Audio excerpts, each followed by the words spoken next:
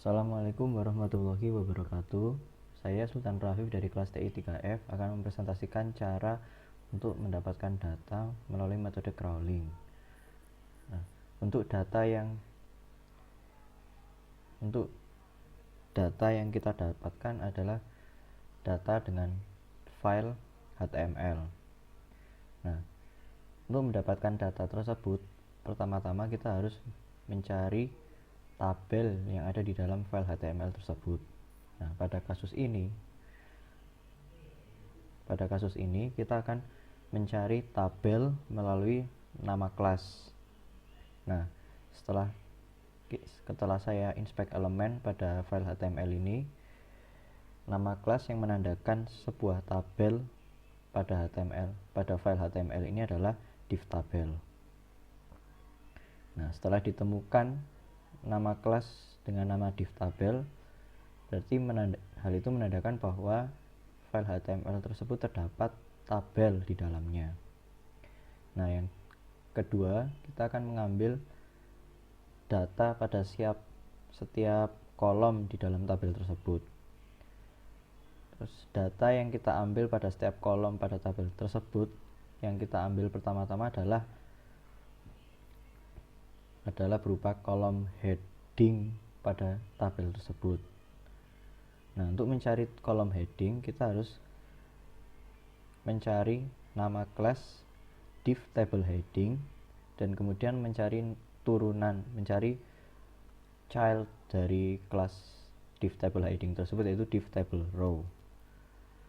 Nah, di dalam div table row terdapat child atau anak dari kelas div table row, yaitu berupa div table cell. Nah, div table cell ini adalah nilai data yang kita ambil yang kita gunakan sebagai heading dari tabel pada data kita. Nah, data yang kedua yang kita ambil adalah isi dari setiap isi yang nanti akan kita olah dan kita akan buat klasternya. Nah, setelah kita mendapatkan table heading, kemudian kita akan mencari nilai dari nama kelas div table body. Jadi body itu menandakan isi dari tabel tersebut. Nah, cara untuk mendapatkan isi dari body dari tabel tersebut adalah dengan mencari nama kelas div table body dan anaknya dari div table body, yaitu adalah div table row. Nah, kemudian anak dari div table row adalah div table cell, yaitu isinya yang memiliki isi dari sel tersebut. Nah, isinya diantaranya adalah ID nasabah, jenis kelamin, usia, pendapatan per tahun, dan total belanja per tahun. Setelah kita mengecek apakah ada tabel di dalam file HTML tersebut atau tidak, terus kemudian jika ada, maka kita akan mengecek juga apakah terdapat isi di dalam tabel tersebut. Jika sudah kita cek ternyata ada isi dari tabel tersebut, kemudian isi dari tabel tersebut kita convert menjadi file CSV agar mudah diolah untuk dibuatkan sebuah cluster. Selanjutnya saya akan menjelaskan codingan dari metode crawling ini. Nah, berikut adalah kode pada metode crawling. Nah, seperti yang dijelaskan pada browser sebelumnya. Jadi pertama kita mencari sebuah tabel yang ada pada file HTML tersebut. Nah, dengan menggunakan fungsi berikut. Jadi kita mencari semua nama div yang mempunyai nama kelas div tabel. Jika terdapat nama kelas div tabel, maka kita bisa mendapatkan tabel yang ada dalam file HTML. Nah, kemudian yang kedua menggunakan fungsi getTableHeader. Fungsi ini digunakan untuk mencari isi yang dijadikan sebagai heading dari tabel. Nah, pertama kita mencari nama kelas divTableHeading tersebut, terus kemudian mencari childnya divTableRow, dan kemudian mencari cell, yaitu kelas divTableCell. Nah, di sinilah letaknya berada di sini isi dari heading tersebut.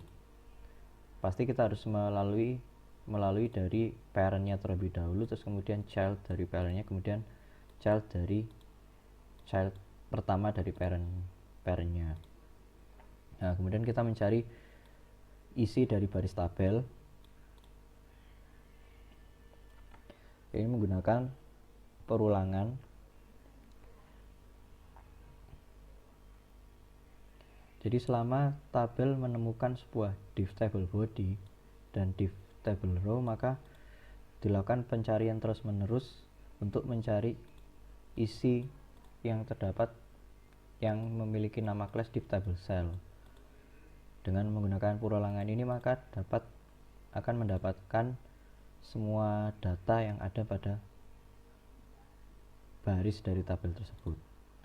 Nah, setelah dilakukan pencarian data, kemudian data tersebut disimpan dan dimasukkan menjadi sebuah file CSV.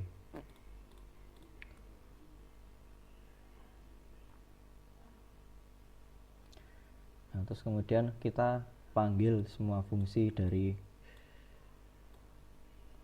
untuk mendapatkan data tersebut.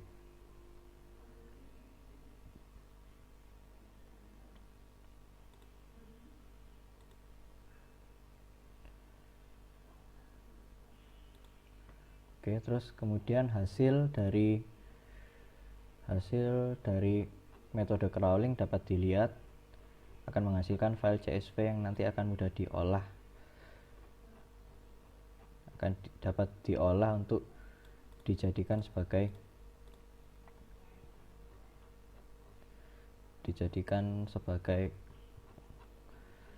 data untuk sebagai cluster.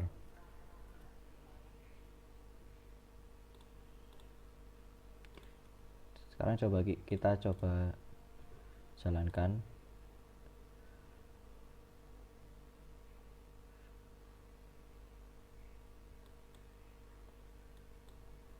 Nah, ini adalah hasil dari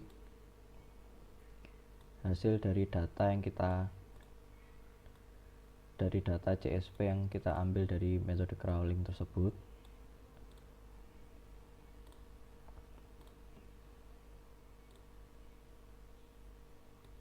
Nah, terus kemudian ini adalah cluster,